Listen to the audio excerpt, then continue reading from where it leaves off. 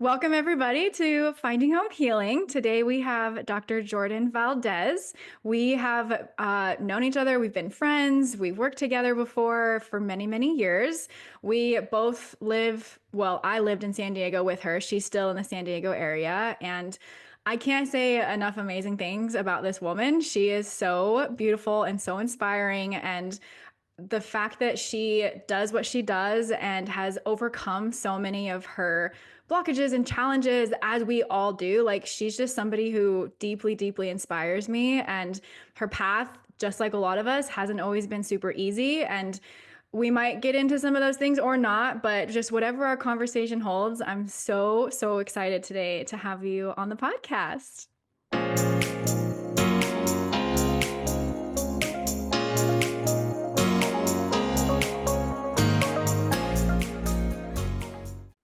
Thank you so much, Sadie. That's so sweet. And I feel the same way about you. I feel like we just connected as soon as we met. We have so many things in common, and especially both being HSPs. So, Yes.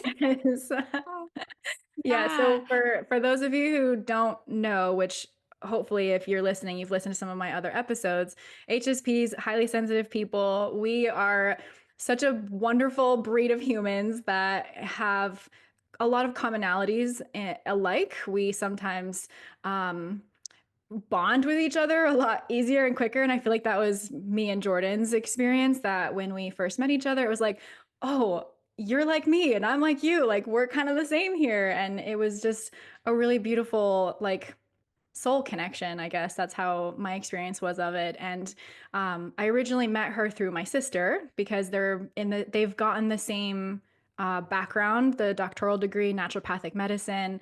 And I'm very interested and curious to learn more about your background in naturopathic medicine and what brought you to it and why it's such a big passion for you. I know that you do women's health and work with hormones and all of that. So we might get into that as well. We have so many eclectic similarities and things that we're interested in, like healing and the universe and all of that. So I think that our connection is just really special. And I'm really excited to have people be introduced to you today. Yeah, well, thank you. And I'm really excited to be here as well. Yeah, I met Sadie when I was still a naturopathic medical student at Bastyr University in San Diego. And we had met my boyfriend and I, who's also a naturopathic doctor and was in the same year as me in medical school. We had met Leah, which is Sadie's sister, who's a naturopathic doctor, as she mentioned. And Sadie came over one night. We were all hanging out and just got on one of her rolls and talking about spirituality and all the things really out there. And I just had goosebumps the whole time. And I was like, oh my gosh, like, I need to talk more to you. I need to work with you. She was offering her healing sessions at the time. And so I pretty much booked like immediately after that. And yeah, I went through a series of sessions with Sadie, and it was truly life-changing. It was really, really, really amazing. It's really powerful, meaningful, deep work that you do, and it's so needed. And I have a friend who also did sessions with you and said the same thing. So yeah, so grateful to you for that. Especially at that time, I really needed something like that. It was basically my first ever like healing sessions of, officially professionally. I never really saw like therapists or anything like that. So yeah, that was really good, especially for being in medical school and, on my journey to become a doctor. So but Ugh, yeah, my story, becoming a naturopathic doctor, let's see, where do I start? I know. Sometimes Um, it's hard to like dig in because there's so many facets and being HSPs, we just want to get into the nitty-gritty details. yeah, I guess I'll just start with, I went through a really hard time in my teens. Um, I'd say even like it started kind of preteen years and then especially those young teen years, and then it just really hit rock bottom when I was 17. And so I was really going through it through those years. And I would say, just big picture wise, the biggest thing was I was just so out of touch with myself, my body, And I think that was my initial draw towards health related things. And it was kind of started with fitness. I was starting to work out a lot. I struggled with an eating disorder as well before this. So, the thoughts were already there, but it kind of shifted from fitness and personal training and dieting to nutrition and really wanting to learn more and understand the body more. And I was asking like the personal trainer questions, that were a little deeper than they usually give. And I was looking for more answers and they weren't able to give me those. And so that's when I was like, okay, I started searching for I guess educational routes. And when I discovered nutrition as a degree, I was like, oh my gosh, this is so cool. Like I had no idea you could study that. Um, but anyway, so yeah, I kind of had that draw to just dive deeper into the body. I think as a way to looking back, I think to connect back with myself and with my body. Mhm. Um, and so and also my dad was into health as well. He, was juicing a lot while we were in high school, making green juices and trying all these different nutrition things, very active in the gym, things like that. And my grandma also had a lot of naturopathic ways about her without she didn't even know what that means, but she Yeah. was very much like that, drinking teas and using essential oils, and she was a plant lady and all the things. So that was kind of, I think I had like a natural awareness about natural things, natural medicine, natural ways of being. So Mhm. I started with nutrition. I got my undergrad in nutrition, and along the way, I discovered dietetics, and I was like, "Oh, like dietitian, that's so cool! I want to do that." And so that was a way for me to apply the nutrition knowledge. So I went that route. I did my dietetic internship. This was all at UT Austin in Texas, and my dietetic internship was rough. It was like I mean, it was great. There's so much good with that, and I so appreciate all the experience I got out of it. Lots of clinical, which I think is so cool and so great, but I didn't expect what the heaviness of being in the conventional setting, especially the hospitals. I Mm. noticed a lot of the downfalls we're all familiar with about conventional medicine. I experienced it firsthand. And so I was really like, whoa, even more wanting to go the other way. I had already joined a group called Dietitians in Integrative and Functional Medicine and was just really like actively searching for more of that.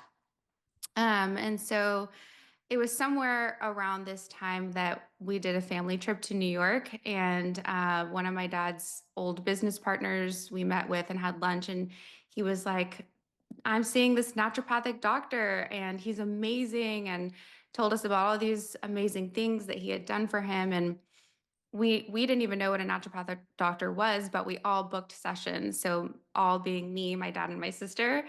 And I actually sat in with their consults too. And I was just so blown away. Like, I can't even tell you. I mean, and this doctor is like, he's still one of my all-time biggest mentors. His name is Dr. Jim Saeed. And he is just one of the old-time naturopathic, like the real naturopathic, medicine Yeah. doctors. And he's just incredible. He has such a way of speaking to patients and really explaining things from, I like to say, from mechanism to manifestation. And so he just went through everything. We did lab testing. We really understood what was going on. We were introduced to all these new concepts. And I was like, this is it. I need more of this. I need to talk Yeah. more to him. And so I actually ended up going to shadow him at his practice.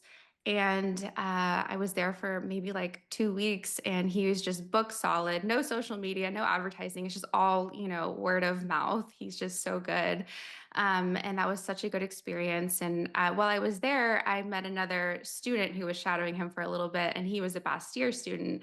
And so, yeah, I ended up applying to San Diego. I had a calling to be there anyways. I had before this been looking to go to San Diego. Like I was just going to go to a community college before even like nutrition, and it didn't work out. So it was interesting that I had already kind of explored going to San Diego. And then when I found out there was a naturopathic medical school there, I was like, okay, no brainer, I'm going. And so it all just really lined up. It was very synchronous. And it was a really big decision to move there because at the time I was in a long-term relationship and he had just moved to Austin for me. And then I was moving. But, you know, you have to follow your calling and your dreams. And that's what I did. And it was the best decision I've ever made.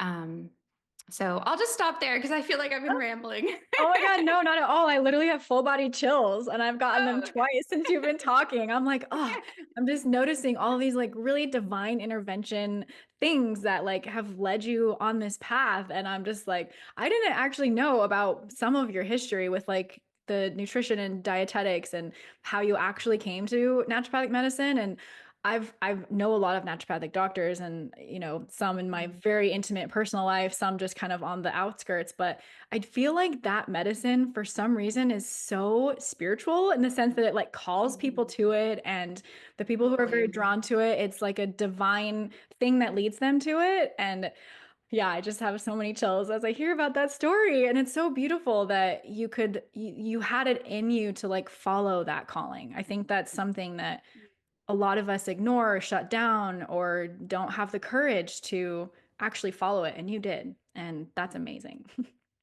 Yeah, thank you so much. I know it's funny because I mean everyone who goes into naturopathic medical school, it's like, okay, these are my people because it really is a calling and it draws in certain people and it's not even something that you're like, oh, I'm going to get into this and like be so well known and so well respected and make so much money because those things have not been the case for naturopathic doctors, at least Yeah. not, until maybe recently in some places.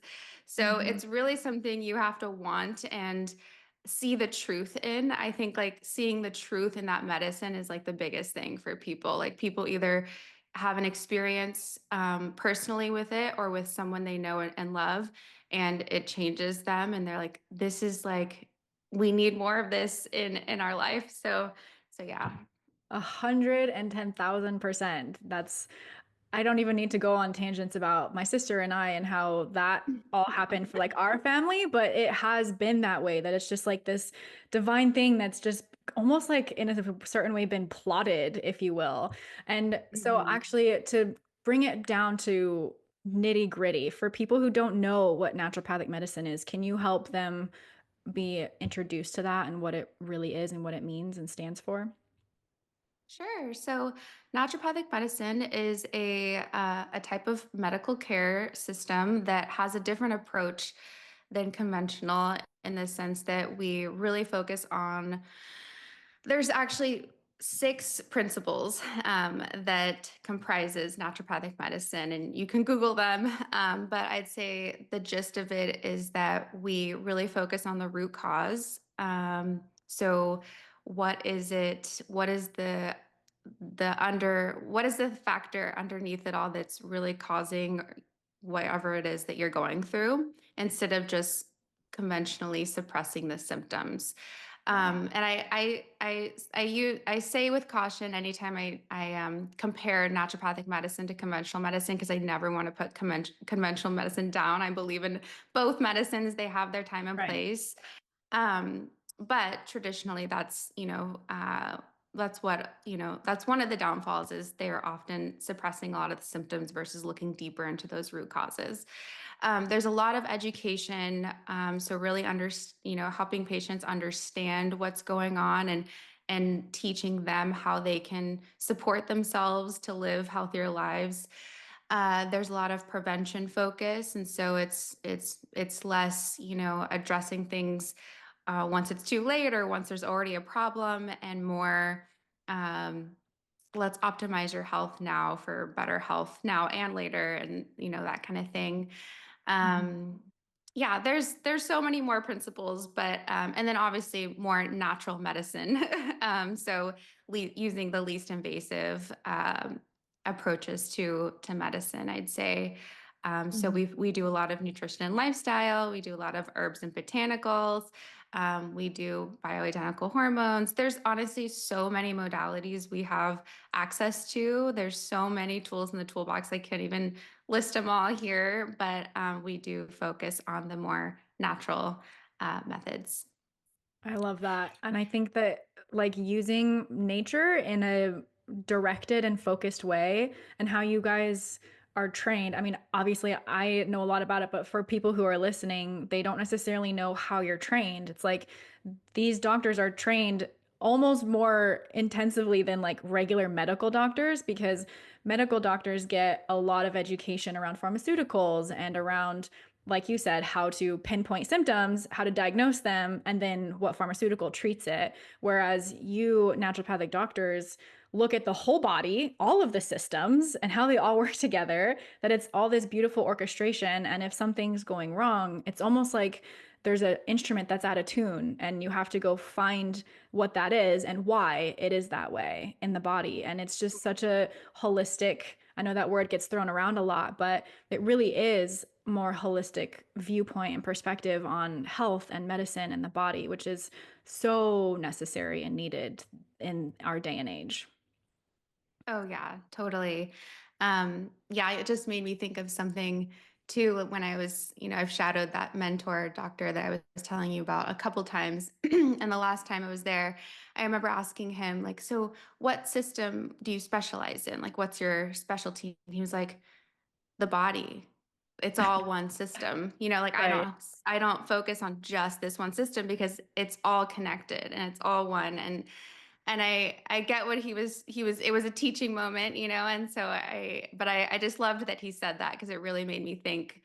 It's like, yeah, we're never really just treating or looking at one system. It's all connected, and we do, that's part of the complexity that we learn in naturopathic medical school is connecting all the dots and looking at the system as a whole versus the very categorized systems of conventional medicine, your gastroenterologist and your et cetera, et cetera. So Right, right. And there is so much that goes on in the body that I feel like you guys have.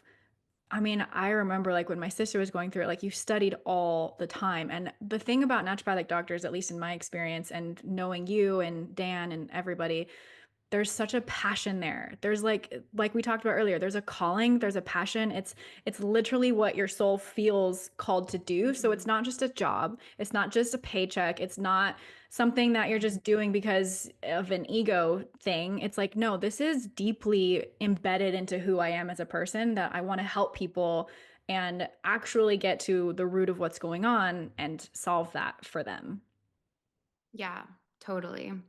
which is Agreed. really, really amazing. So, you specifically have been seeing patients, and what kind of patients typically come to you, and how are you helping them with naturopathic medicine? Yeah, so I've now focused on women's health and hormones. That's my thing, and it really always was. But I when I was in medical school, I was kind of like, oh, I'm going to be open. I just want to, dabble in all the areas and see where it takes me. And I really did try, but it's just women's health. Like it Yeah. always comes down to that for me. Um, and so that's what I focus on in my own practice. Um, and what was your other question with that? Just what are you typically seeing with patients like that? Are Oh there certain yeah. conditions that you're treating? Like how are you using naturopathic medicine to help these patients? Totally. So with women's health and hormones, that is a very wide range of things, and I do see that full range of things right now. I haven't niched down into anything super super specific, but I it really comes down to like menstrual cycles, fertility, and menopause. Those are like the three main combinations or populations, and so it looks like irregular menstrual cycles, maybe gynecological conditions like endometriosis or PCOS. For fertility, it's mostly preconception care, so really preparing the body for to optimize fertility, and then also postpartum care, looking at rebalancing hormones, dealing with any residual symptoms after giving birth. And then for menopause, I'm often seeing women in their perimenopausal years because that's when they're like, things are changing. What's going on? I need help. And Yeah. so, and then I also do hormone replacement therapy for menopausal women around those years. I see a lot of thyroid as well, particularly hypothyroidism, including Hashimoto's, and a lot of gut health, a lot of gastrointestinal, like SIBO, just general using the comprehensive stool analysis, which always reveals a ton of things and everyone, really, no matter how healthy you are. So it's a wonderful test. Um, so yeah, that's just a little overview of kind of what I'm seeing in practice. Okay, gotcha. So it's interesting that, I mean, there might be some people that are listening that are like tuned into that, but the gut is a really big factor in our hormones and in our health. And so even though you're focusing on women's hormones, because you have this naturopathic perspective of the whole body, like you're also focusing on the gut, what are you doing for people that have a combination of those things going on, like hormonal Yeah. situations and gut stuff? So there's kind of two sides to that because there's people who come in with a gut issue or gut symptoms. And so we're really focused on treating that gut picture. And then there's people, anyone with any type of hormone issue or imbalance. And then gut is always a part of that treatment. Hormones Ah, are like up here, they're like the top of the pyramid. It's really everything underneath that we're working on and addressing to influence the top of the pyramid. You know what I mean? Like that's the gotcha. higher tier.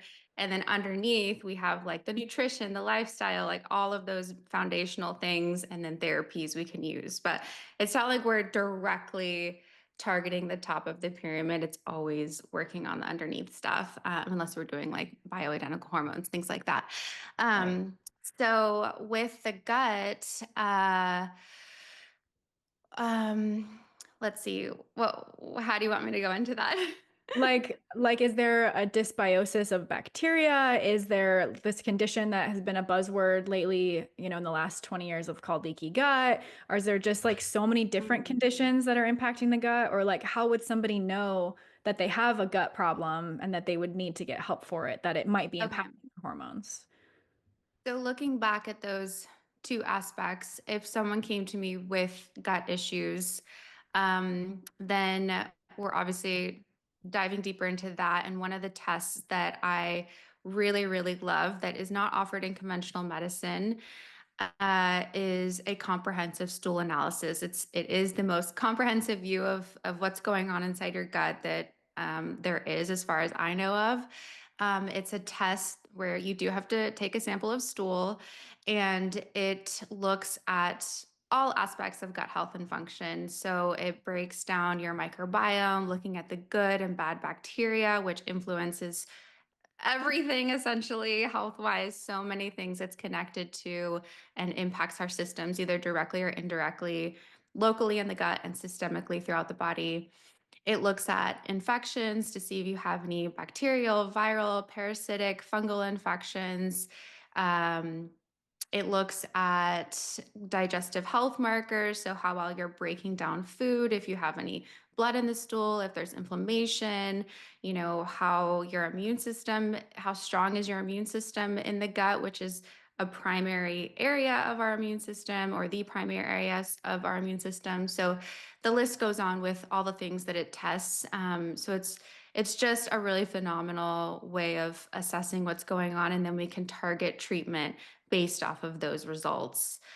Um, and then with the hormone picture, like I said, GI issues, if there is any, if there's any type of dysbiosis going on or leaky gut is another thing that's on there. Um, all of that is contributing to that hormone balance. So for example, if there's dysbiosis, there's something being released from those bad bacteria called beta glucuronidase. And if that's high, it can actually interfere with your ability to eliminate estrogen. And so it can contribute to things like estrogen dominance or basically having estrogen that's too high relative to progesterone. Um, which can, contribute to symptoms like PMS and heavy periods and things like that. So that's one way. Also with leaky gut, leaky gut is technically the term is intestinal permeability. It's a loosening of those cells that make up the gut lining. And if they're too loose, they're letting things in that shouldn't be let in, and therefore activating your body's immune system and causing inflammation. And so it's very much tied to body-wide inflammation and autoimmunity, things like that.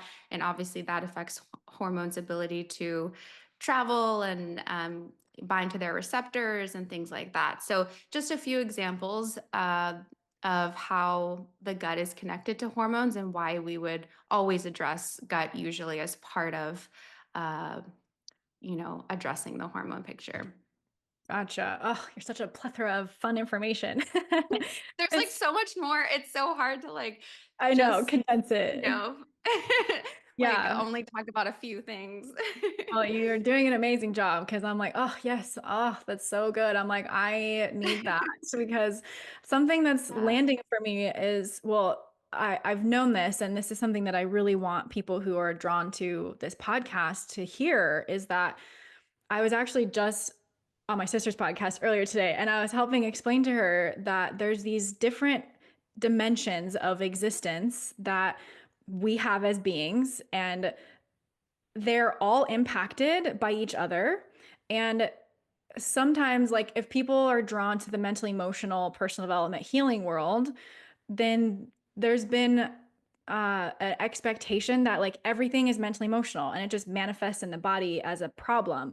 But I am of the mind that these different discs of spiritual, energetic, mental, emotional, physical are all somewhat separate aspects of our beingness, and different injuries can happen on different levels of our beingness. So, injuries that happen Mhm. at the physical level are not mentally, emotionally rooted.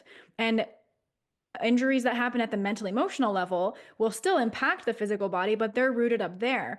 And a lot of things that I feel like naturopathic medicine can help are the injuries that are happening on the physical level. It's not something necessarily that a mental emotional root cause was because of, like having bad bacteria in your gut, even though there's an argument that like, well, maybe there's a mental emotional spiritual energetic purpose or reason for that or whatever. It's like, no, in the physical world you have bad bacteria in your gut, and that's what I would Mhm. consider like an injury to your wellness.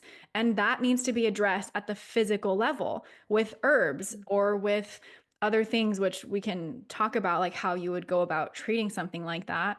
But I'm essentially trying to connect the dots for people that it doesn't matter. Well, how do I want to say it? It's not that it doesn't matter, but injuries can happen at each one of these layers. If you're not addressing, this is I think what I'm trying to say. If you're not addressing the physical layer and the injuries going on there, like your hormones being disrupted and the things that are impacting your gut and that impacting your whole body system, which will impact your mental emotional world, then you're not ever going to make the progress that you need to make. Essentially, healing Mhm. is this entire world of addressing all these different layers, not just one or the other. Is that making sense?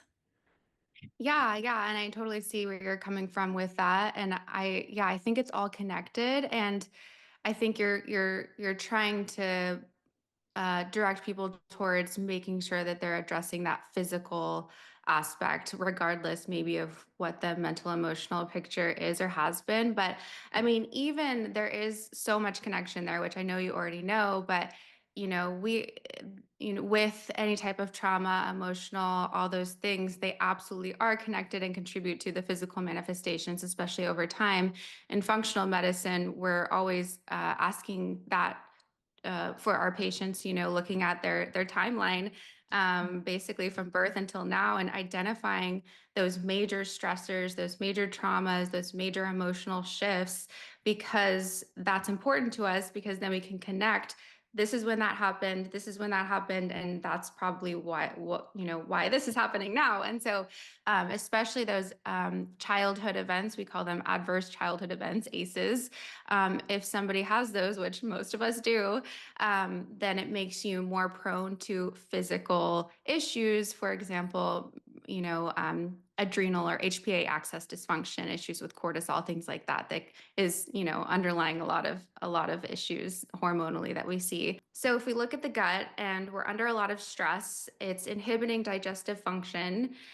For example, acid production. We make acid in our stomach to be able to break down protein and things like that.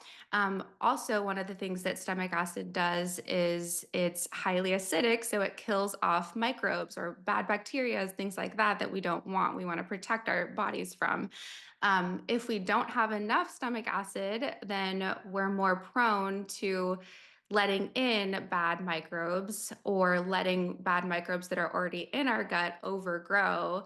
And therefore, that's contributing to this dysbiosis or the balance of good and bad bacteria. And if there's more bad bacteria than good, there's dysbiosis. And that can cause, the downstream effects of poor gut health and poor systemic health.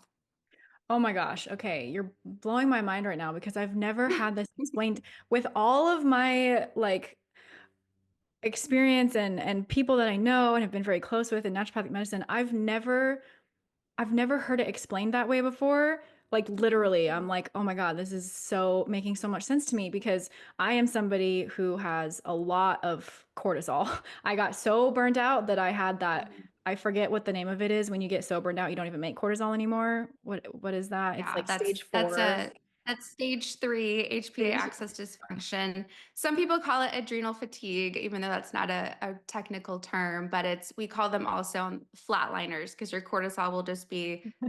flatlined at the bottom Right. of the Yeah, it's like results. I just did not have like the normal fluctuation of cortisol and that suppressed my stomach acid. And so I don't have enough stomach acid. Sometimes I have to take HCl when I eat meat or protein because it just sits Mhm. in my stomach and it just doesn't move and it's so uncomfortable. And I am somebody who I have really struggled with gut health like my whole life. That was one of my first introductions to naturopathic medicine when I was a teenager, as I was trying to see a doctor to Yeah. help me with my gut. And it definitely helped at the time. It's just I've had this issue with recurrent stress and like burnout that shuts off the stomach acid. And what was so profound about what you said is that without the stomach acid, we don't have the protective elements that keep the bad microbes out because we're Mhm. exposed to microbes everywhere all the time and our body naturally has the protection mechanisms against it. But if the system gets disrupted, like me for example, with having so much stress, which might be from some of the trauma that I've worked on healing for God knows how long, 12 years or more, then that is impacting the systemic system. But without having the acid there to kill the bad microbes, then they start flourishing. And that's then the cause of the dysbiosis. And that's just making so much more sense to me now. Exactly. And that's just one factor, right? There's so many more things that stress would affect and contribute even more to that whole picture. Plus, just like our diets now and toxins and all the things that can also affect gut. So it's just compounded by so many other things. But yeah, you're a perfect example of that. Which is Of kind of that sad, scenario. but yeah. If I can be a representation for anybody else, like stress is a killer here. Yeah, it really, really is. It's like one of the biggest things that it underlies all disease, all dysfunction. There we go. We'll just put it like that. Right, which it's such an invisible killer too, that it's this Yes. thing that we can't actually see. We only can see the impact or the effects of what it's doing. And we don't even understand, at least some of us, myself even included, we don't even understand the impacts that the stress is having. We just think like, oh, I just need to get through this. I'm stressed, but it's fine. It'll get better one day. I tell myself that all the time. I'm like, it's fine, it'll get better one day, and then it doesn't, you know? But if you Let's were to make have that one day today.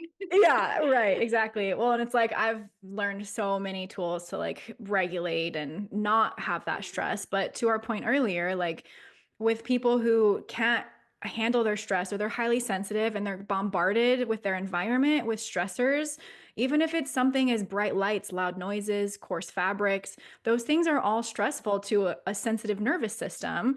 And whether we like it Yeah. or not, that then can do this impact to cortisol, spike it. Then once you get to stage 3 or whatever, burned out, low stomach acid, then all Mhm. these microbes come in. Then by the time you know it, your gut's messed up and it's inflamed. And then it's messing up all these other systems in the body, and Mhm. then you're just sick, and that's chronic illness, and that's what I've had to fight in my life, and I'm sure there's other people out there too. It's So it's just many. crazy that that's the flow of how things happen. You know what I mean? Totally. Yeah. And that's why mindful eating is so important. And I feel like people know that it's good to calm down and they know, I think most people know what mindful eating is, but it really is so important, as simple as it sounds, just to calm yourself down before each meal and just make sure you're not feeling tense and in that stressed, go mode that you've just Right. been in from working. Because if you are, your digestive system is still turned off and you're just not going to break down and absorb your food as well. And you might even see undigested food in your stool as a result because you're not getting those enzymes to fully break that food down. So it really is a super important practice that can really make a difference. Yeah, I am definitely a culprit of that. I eat even when I'm not calm. Like I eat when I'm Mm. stressed. I don't actually eat when I'm stressed, but I'll be stressed and then I'll have to eat. And so I just kind of, shovel it in. And it's like, this is not how I need to be eating. Like, you know that this is not the way, Sadie. Why are you still doing Yeah. it? Yeah, well, that's the thing. We all that's why I say, like, we all know these things, but we don't do them. But once we do, it really does change it. So it's just starting where you can, starting small, I think, and making the choice to actually do it, because, and not just like ignoring that little thought in your head that's like, I should slow down, I shouldn't be, just dive into this right now, but we do it anyways. And that to me is like just comes down to also one of the biggest root causes of disease and dysfunction is ignoring our needs, and our intuitive needs for our body, for ourselves, and we do it all the time, every day. We just constantly ignore that little voice, and eventually it catches up to us. So, Right. So if you were to have a patient that's like me or that's an archetype of somebody who has this gut dysbiosis and is having dysregulated hormones, and they're doing some of these things with all their stress, they're burned out, their cortisol's, maybe they know it, maybe they don't yet. What would your way of helping them or treating them be like? oh my gosh. Well, it totally is dependent on the person. We also call naturopathic medicine personalized medicine because it's really so person specific, and everyone gets their own unique plan, right? There's no like standard cookie cutter plan for everyone. So I'll just start by prefacing with that. It's going to look different for everyone. But I'll just take you through kind of what a general flow would look like. So what we do is we start with an initial consultation. And in that, we dive really deep into the medical history. So this is where I get more information about what brings them in, the details. I go look at their history, their medical history, their personal timeline, try to connect the dots, etc. And so I'm just really trying to gather all the information to get a good picture, fill in the gaps of what's going on. And then I have a better idea of what I think the root causes could be. And based on that, we're looking at what lab tests to order, if any are indicated. And usually that's comprehensive blood work, which just shows us an overview of all the systems essentially. And then usually also a stool analysis, because it's just honestly indicated in everyone, but especially people with that history of chronic stress and or any GI issues, which are Mhm. very, very common. So that's what that would look like. At the next session, we do a lab review and break down those results very thoroughly, discuss each of them, and explain what the underlying causes are that we can see from lab testing. And that gives me very specific information about what's going on so that I can tailor the treatment based on all of that. And Mhm. so with the gut and treating the gut, usually it looks like phases, because there's different components of the gut that need to be treated. And if we were to do it all at once, it's just a lot. And Yeah. so usually it looks like, for certain patients, if they're sensitive, they have a lot going on. Um, we may start with a prep phase that just we're addressing foundational things. We're just getting them back into the basics of how to take care of their gut with nutrition, lifestyle, things like that. If they have anything we need to kill off, like H. pylori or a parasite, whatever it is, then we do an antimicrobial or kill phase. And so that's where we're using antimicrobial herbs, usually, and nutrients and immune factors and things like that to help kill off those infections and also strengthen the body's own ability to do that, i.e., the immune system in the gut and in the body. And then after that, we're working on a phase of repair, gut healing. And so we're really, and rebalance. So we're trying to heal that gut lining, especially if there's any leaky gut, and then, you know, uh, rebalance the microbiome with the microbes that they need, the good stuff. So looking at food and supplement based probiotics. So that's just kind of an overview of what it would look like. And then Yeah. from there, it's just maintenance or addressing the next thing on the list. So Right. Because we are onions. The moment we peel back a layer, it's like, there's another layer. But I will say though that that's why I love starting with the gut, because when you do that, so many things improve that you may not even expect to improve, but they do. And so it crosses a lot of things off the list rather than, going after those things first, because Right. the gut is so central to health. And it will, like I said, directly or indirectly affect everything else. So When if in doubt, somebody, treat the gut. yes, okay, well, and I feel like maybe this is just a weird thing that I have, but I feel like there's a lot of people out there who claim that they do, but it's a much different process when you actually go through it with somebody like you who is so caring and like detail oriented and like wants to do things methodically and step by step, not just throw a bunch at the system, but is very what's the right word for that? Just like methodical, right? Like you care so much and you know so much that when somebody can be led through that by somebody with you, then that's the best because it's not like you're just on your own to your own whims. And with that personalized care, like you said, you're not just getting a cookie cutter treatment or a plan or whatever. It's like it's so tailored to the individual, which Mhm. again is just something that I find so special about naturopathic and functional medicine. Yeah, and the testing is so great because it takes out that guesswork. It's like we could just go based off symptoms and history and see how you do. But if we do lab testing, you're potentially saving a lot of time, a lot of energy, a lot of money, Mhm. because we know exactly what's going on and we can just dive right in. So, Right, right.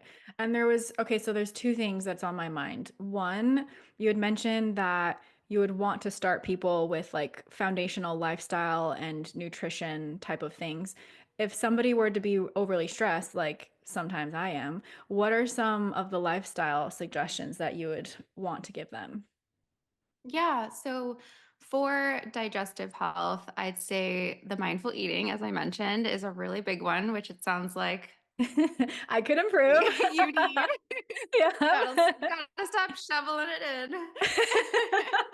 Um, and then I'd say I actually have this as part of my gut program. I give you like the foundations, and so you're able to click on each one and read about it and see, but I'll give you like two or three. Yeah. So that's one. I'd say another one is that's becoming more and more common now is not drinking any fluid with your meals. Particularly like a lot of fluid, small sips of water is going to be fine. But if you're always drinking like a tall glass of water or a sparkling drink or whatever it is, that's diluting your digestive juices, right? Your acid, your stomach acid, your pancreatic enzymes, and potentially making those enzymes less effective at doing their job. And so that's another thing. Also, with mindful eating, part of that is taking enough time to chew your food really thoroughly. I think there's some sources that say like 30 chews per bite, which honestly is a lot. I That's don't think so anyone much. can do that. I don't know if I I could do heard that. That's like that doesn't even sound very enjoyable. So I think I heard somebody recommend doing chewing until you get into a smoothie like consistency, which I think is, a better way of thinking about it. But Right. basically, just eating slow enough, then you'll chew more slowly. And then that's the first part of digestion. So you're helping with that breakdown. And then I'd say fiber. So, fiber is another really big foundational one that pretty much all of us know about, but we are definitely not doing. And it's really interesting. The stats nowadays with how much fiber we're getting is like essentially nothing.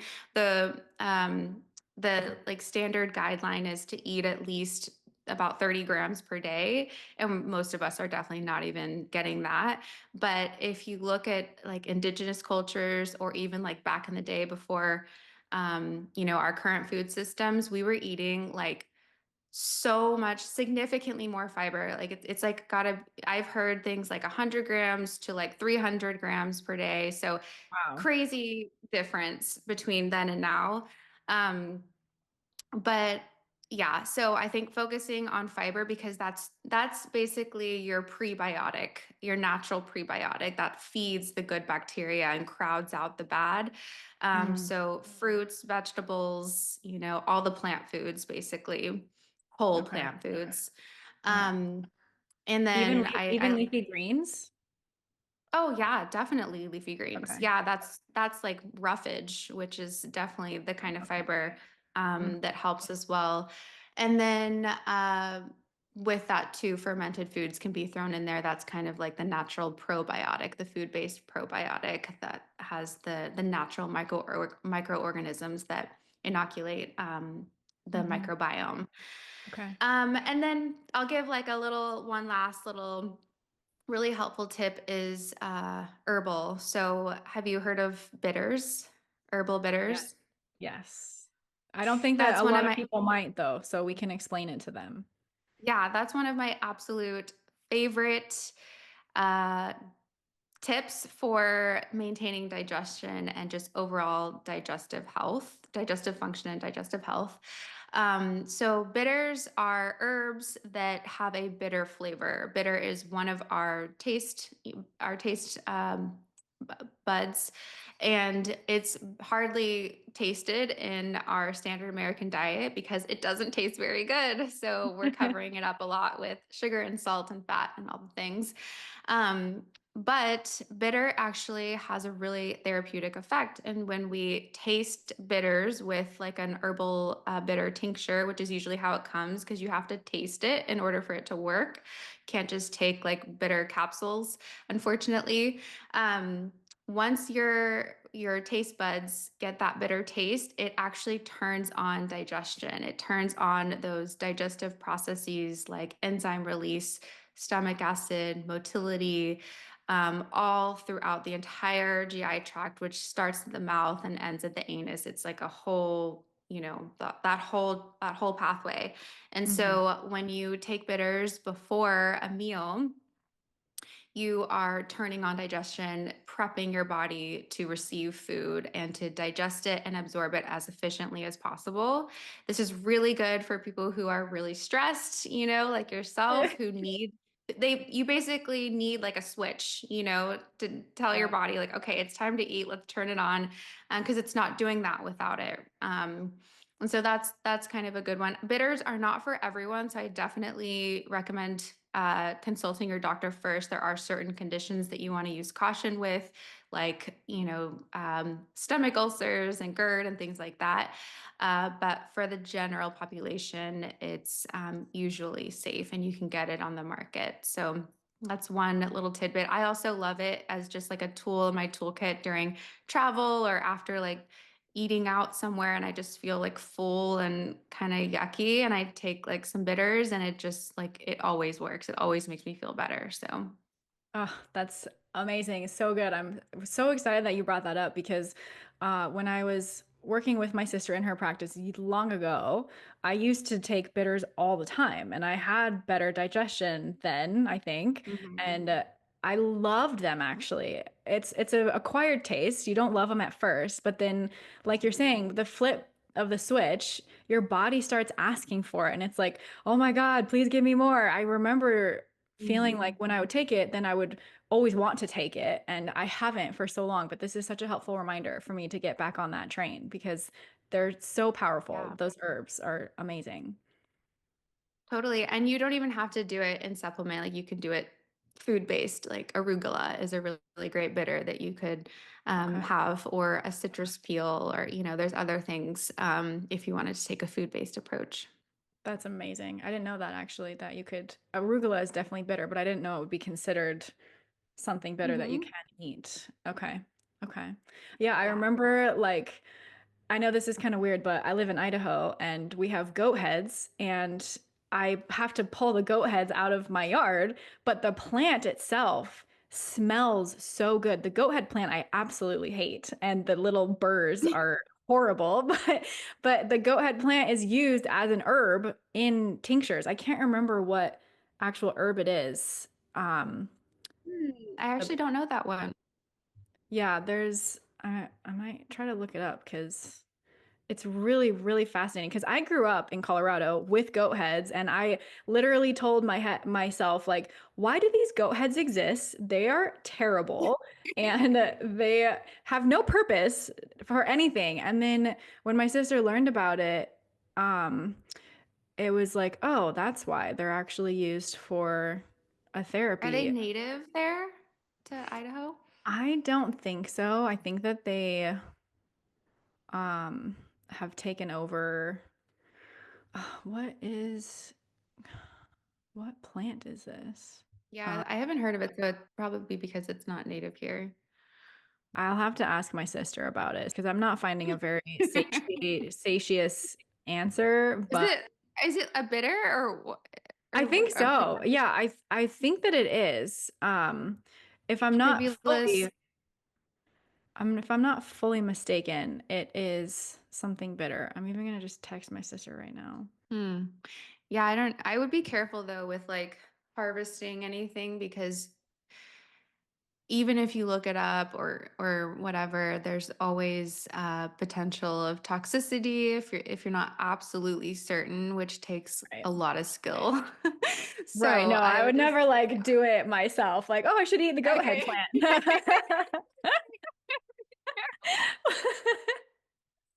Hang on, Sadie. Wait a minute before you put stuff in your mouth. Yeah, that's hilarious. No, I I think I was just remembering it because right when I used to make tinctures for my sister's patients when we were working together, like there was Mhm. artichoke and astragalus and Yeah. like those types of things. I got used to that. And then for some reason I have this memory that when we moved to Idaho, the goat head plant had something to do with herbs, but I haven't found a very satisfactory answer. So I'll have to research that. Maybe we can do another podcast about it. Yeah. All about goat's head. Yes. But okay, so yes, the bitter conversation. That's so, so helpful. And can people, I think you said people can just buy that like on the market, but it would probably be best if they saw a naturopathic doctor like you. And do you do custom tinctures or you just kind of send them in the right direction for the combination of bitters that would be best for them? Or how does that work? Yeah, well, a dream of mine, a goal of mine is to have my own apothecary and be able to make custom tinctures. When it comes to bitters, though, like really any bitter herb is going to be fine as long as it's not, contraindicated for that patient. And so there's general formulas on the market available for those, but like I said, always consult with your doctor first. Okay. Awesome. Well, there's literally so many other things that I want to go into because I had a list in my head because there was another thing that you mentioned about like how we don't necessarily take care of our needs super well. Like we kind of hush that voice and stuff it down, and that's a really big factor for illness. We're probably not going to have time to go into that today, but I want to put that as a cliffhanger for one of our next times we get to talk because I do feel like that is a really, really big part of people's healing journey is paying attention to your needs, whether it's the physical needs, whether like even for me, like being more aware of the mindful eating and getting back on track with taking my bitters, like those types of things.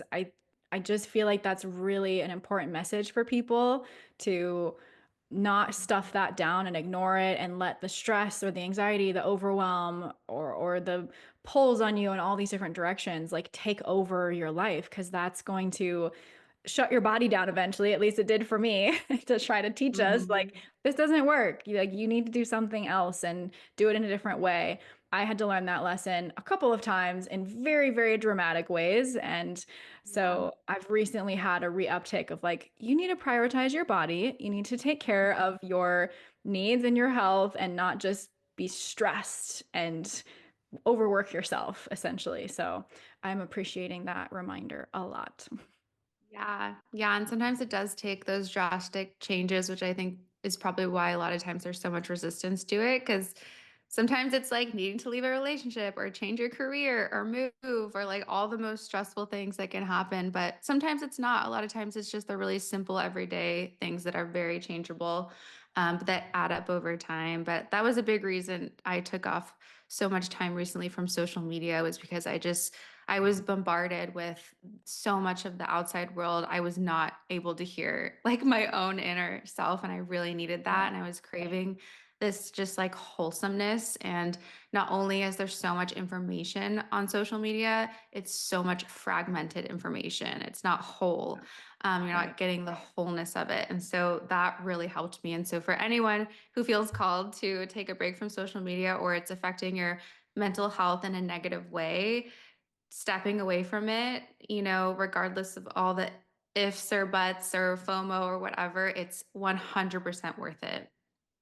100%. I can't even speak to that myself because I mean, I can speak to it is what I mean. I love and hate social media. I have a love-hate relationship with it that I'm so grateful it Yeah. exists for certain reasons, but it's not something that I'm super called to and aligned with. And even though it's my passion to help get more information out to the world, it's just not my passion to be on social media and to be connected to it. Yeah. So I'm with you on that. I That could think be a whole podcast episode in itself, honestly. Like there's so much yes. there to So much. And we haven't even touched on like the spirituality aspect of like our the way we love to think and how we connect on that stuff. So I'm setting up little Just where it took breadcrumbs. us today. Yeah. Yeah, for a little We like just got the gut today. Your gut yes, needed to hear this. it did. Your gut needed to hear that. My gut needed to hear this too. So it's been Yeah. really, really helpful, honestly. Like it's such good reminders. It's because it's the simplest little things like the way that you eat and the way you approach eating can literally change your habits. And like I have a history of eating disorder too, like orthorexia nervosa and just freaking out about health and having a lot of food Yeah. anxiety and I tend to get very anxious about food and when I'm around food and when I'm eating food and when I have to think about making food, like the whole aspect of like Mhm. eating is just a very difficult thing for me because of some of my history. So just some of those Yeah. reminders to support. Which is also a whole nother episode. Like such good stuff to talk about there with both of our histories and how that connects to spirituality and gut health and all the things. But yeah, and there's this quote I really love. I can't think of it exactly right now, but it says something to the effect of that food is the interface between you, your body, and nature, because food really comes from nature, and because we have to consume it to survive and thrive. Those molecules, those substances are entering our body and we become those things. And so it's this really beautiful connection relationship with nature. And I believe too that like those chemicals are messengers that we're receiving in all the food that we take in. And especially if you're eating, it's telling us not just like from a nutrition or energy standpoint, but like it's telling our bodies, about what's coming or what's in the soil. What is the mycelium up to? What is, all the things, that's more on like a, energetic spiritual aspect, but I definitely believe in that. So Oh yeah, 100%. I do too. And it's so silly in some ways in my mind because like I remember being taught like you are what you eat, but it's so much deeper than that. It's a much more Mhm. intricate like beautiful thing that yeah, we're eating nature, and that's the interface of who we are and what Mhm. we become. It's so beautiful. I love that. I love that so much. There's so much here. Ah, I wish I could talk to you for hours. I know. I mean, that's why, like, you were the person I was like, I feel comfortable doing a podcast with because I just know we know each other and like we can just talk and it flows and it resonates. And so, yeah, anytime you want to just chat and press record, I'm down. I love it. I love it so much. Well, thank you very much for all of your wisdom, for sharing who you are. And in the next one, we don't even need to get into that because we've already met you. And then we can get into some of these other cliffhanger topics that I'm like, I want to talk about it right now. But I am really excited for you and what you're doing. What's the best way that somebody could get in touch with you? Yes, that would be through my website, which is www.annamarianaturalmedicine.com. Just one N in Anna. And then I also have Instagram now, very recently, which is at Anna Maria Natural Medicine, all one word. So those are the Okay. best ways to get hold of me. Anna Maria, ANNAMARIA. One N. So On it. ANAMARIA and then natural Okay. medicine. Okay, I obviously didn't listen to when you just said it's one N. But I did that for listeners who also weren't listening. No, I'm just kidding. Because I know most people are going to put two N's, which honestly is fine because I have it set up so that if they do, it still gets redirected. So Oh, perfect. Okay, that was trying to think really ahead. smart. Look at you thinking ahead. AnnaMariaNaturalMedicine.com. Yes, Okay, one perfect. N. One N. But if you do two, it's gonna be okay. Not really. Do one N, everybody. ANA, Maria. Love it. Love it so much. Thank you for your presence. Thank you for your beautiful energy, for helping contribute to the healing on the planet and all the people on it. I deeply honor you and appreciate you. Thank you. Thank you so much, Sadie. And ditto with all of what you just said back to you. Yeah, thank you so much. And I love you. I love you too. If you love this episode and or maybe others that you've listened to, please leave a review wherever you're listening to this. Share it with somebody that you think it could help. That's the biggest way you can help me help even more people like us. And if you want one-on-one support, feel free to go to findinghomehealing.com and schedule an intro session with me there. Thank you so much for tuning in today, and we'll see you in the next one.